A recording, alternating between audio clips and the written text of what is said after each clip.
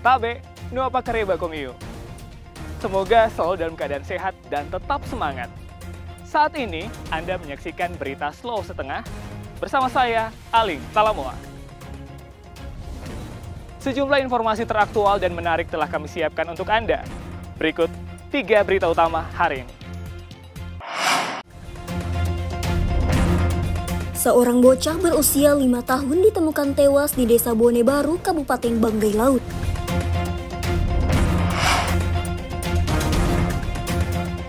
Seorang pejabat Polres Morowali dicopot karena diduga terlibat pungutan liar.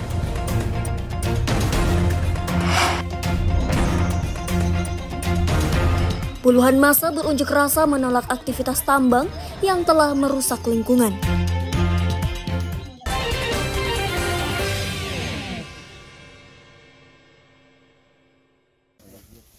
Hijrah Andriani, bocah berusia 5 tahun yang dilaporkan hilang sejak beberapa hari lalu, akhirnya ditemukan Selasa sore. Namun, saat ditemukan di sebuah rawa, bocah perempuan asal Desa Bone Baru, Kecamatan Banggai Utara itu sudah tak bernyawa. Korban pertama kali ditemukan salah seorang warga di sebuah rawa Desa Bone Baru, Kecamatan Banggai Utara, Kabupaten Banggai Laut. Sebelumnya, tim SAR gabungan telah melakukan pencarian terhadap korban yang hilang sejak 1 Februari 2025. Tim SAR kemudian memasukkan jasad korban ke kantung jenazah dan membawanya ke Rumah Sakit Banggai Laut untuk diotopsi. Setelah dilakukan pencarian selama 3 hari, korban atas nama Hijrah Andriani, perempuan bocah 5 tahun yang sebelumnya diduga hilang di hutan Desa Bone Baru telah ditemukan dalam keadaan Mike Delta pada Selasa 4 Februari 2025 sekitar pukul 15.58 waktu Indonesia Tengah. Korban pertama kali ditemukan oleh salah satu warga di rawa Desa Bone Baru, Kecamatan Banggai Utara. Tim SAR gabungan kemudian memasukkan korban ke kantong jenazah dan dibawa ke Rumah Sakit Umum Daerah Kabupaten Banggai Laut untuk keperluan otopsi. Dengan ditemukannya korban, seluruh unsur SAR kembali ke satuan masing-masing. Sebelum Hijrah dilaporkan hilang, ia sempat bersama kedua orang tuanya di kebun. Namun korban kemudian disuruh pulang lebih dulu ke rumahnya. Setiba di rumah, ibu korban heran karena tidak melihat Hijrah. Ia pun bersama suaminya mencari korban, namun tak kunjung ketemu hingga akhirnya dilaporkan ke polisi. Saat ini, polisi masih menyelidiki penyebab meninggalnya bocah perempuan tersebut. Sejumlah saksi telah diperiksa dan dimintai keterangan. Syamsuddin Tobone melaporkan dari Kabupaten Banggai Laut. Seorang perwira pertama di lingkungan Polres Morowali dicopot dari jabatannya. Inspektur 2D yang menjabat sebagai Kepala Unit Penegakan Hukum Satlantas Polres Morowali ini diduga terlibat pungutan liar.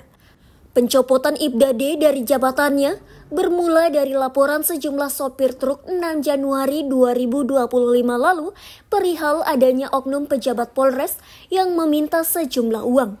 Tindakan oknum itu dilakukan kepada sopir yang melintas di wilayah Poslantas Polres Morowali. Para sopir diancam akan ditilang kendaraannya dan dibawa ke Polres Morowali jika tidak memenuhi permintaan oknum polisi itu. Tim Paminal Bidang Propam Polda Sulawesi Tengah yang menerima laporan itu langsung turun tangan dan mendatangi Polres Morowali untuk menyelidiki dugaan pungli tersebut. Untuk kepentingan penyelidikan, Ibda D pun dicopot dari jabatannya terhitung mulai 3 Februari 2025. Paminal Polda Sulawesi Tengah sudah turun ke lapangan tanggal beberapa hari yang lalu, ya. Kemudian tindak lanjutnya oknum daripada perwira Satlantas Polres Morowali inisial Ibda D selaku Kanit Gakum Satlantas Polres Morowali telah dicopot, ya, agar supaya pelaksanaan pemeriksaan yang dilakukan Bitpropam Polda Sulawesi Tengah dapat berjalan dengan lancar. Sementara pelaksanaan tugas daripada Kanit Gakum Satlantas Polda Sulawesi Tengah sendiri sudah lakukan pergantian oleh Kapolres Morowali. Jabatan Kanit Gakum Satlantas Polres Morowali langsung dipegang Inspektur 2 Frans Amtiran, yang sebelumnya menjabat KBO Satres Narkoba Polres Morowali. Sedangkan Ibda D yang kini tanpa jabatan menjalani pemeriksaan intensif di Mapolda Sulteng. Syamsuddin Tobone melaporkan dari Morowali. Yang ada di Sulawesi Tengah, 28 September 2018, kemudian praktek. Puluhan mahasiswa yang tergabung dalam Aliansi Mahasiswa Peduli Rakyat alias Ampera menggelar aksi unjuk rasa di kantor DPRD Sulawesi Tengah Selasa sore. Mereka menuntut DPRD melakukan evaluasi dan penghentian aktivitas tambang emas di Kelurahan Poboya, Kota Palu. Mereka menilai prosedur operasi perusahaan tambang emas tersebut sudah tidak pro terhadap masyarakat sekitar.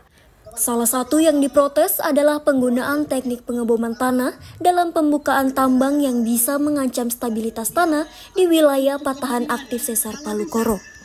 Pengunjuk rasa juga menyoroti dampak limbah dari operasi tambang yang mengancam ekosistem air, khususnya Kecamatan Mantikulore dan Palu Timur yang terindikasi terdampak rembesan limbah ke bantaran sungai dan air bawah tanah yang mengandung merkuri. Dampak yang dirasakan pertama itu kandungan merkur sudah menyerap ke air bawah tanah dan juga aliran sungai karena pengendapan limbah tadi yang tidak dikelola. Yang kedua dampaknya itu terkait bom itu, blasting yang digunakan oleh PT CPM dan Mahon. Nah itu ini memberikan rasa khawatir kepada masyarakat karena di Kota Palu, khususnya di Poboya, itu di bawah tanahnya itu masih lingkaran sesar Palu Koro. Masa aksi mendesak pemerintah agar segera melakukan evaluasi termasuk prosedur operasi pertambangan. Jika evaluasi tak bisa diindahkan oleh perusahaan, maka masyarakat mendesak memberhentikan operasi dan mengusir kedua perusahaan emas yang beroperasi di Poboya tersebut. Aksi masyarakat diterima Wakil Ketua 1 DPRD Sulteng Aristan. Sebanyak 20 perwakilan pengunjuk rasa diminta ikut rapat dengar pendapat di Ruang Baruga. Aristan berjanji segera memanggil pihak pemerintah daerah serta perusahaan tambang emas untuk melakukan rapat dengar pendapat. Tapi kalau benar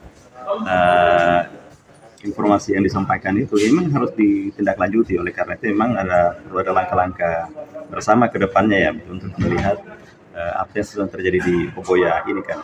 Yang jelas hari ini ada keresahan yang diciptakan oleh aktivitas CPM yang ada di sana ya. Nah ini harus segera dijawab oleh pemerintah daerah ya. DPR nanti melalui komisi terkait akan berkoordinasi dengan pihak terkait ya untuk menjawab keresahan yang terjadi di Poboya hari ini kan gitu. Pasti kita akan panggil juga insya Allah untuk kita minta CPM juga transparan menyampaikan kita ya soal karena ini sudah berada di forum. Iya. Masa aksi pun membubarkan diri dengan tertib dan bertolak ke Mapolda Sulteng untuk melanjutkan aksinya. Aksi masyarakat dan mahasiswa tersebut juga mendapatkan pengamanan belasan personel Polresta Palu. Syahrul Cahya melaporkan dari Palu.